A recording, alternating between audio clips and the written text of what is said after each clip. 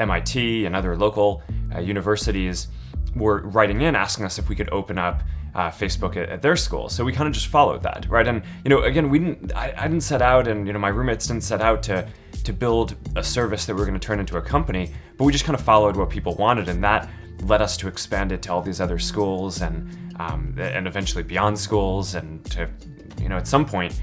Once we'd hired a bunch of people, we decided to turn it into a company and go for this mission of connecting the world. But that's not where we started. As you think about where you did start, is there other advice that comes to mind that you give to other people that want to build products that you can take away from the early days of Facebook? Yeah, I always think that you should start with the problem that you're trying to solve in the world, and not start with deciding that you want to build a company. Right? I mean, the best companies that get built are things that are trying to drive some kind of social change, even if it's just local in one place. More than starting out because you want to make a bunch of money or have a lot of people working for you or build some company in some way. So, I always think that this is kind of a perverse thing about Silicon Valley in a way, which is that people decide often that they want to start a company before they even decide what they want to do.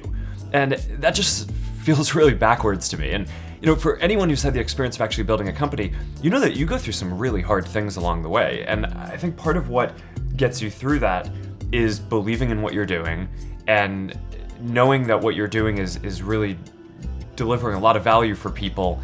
And that's, I think, how the best companies end up getting made.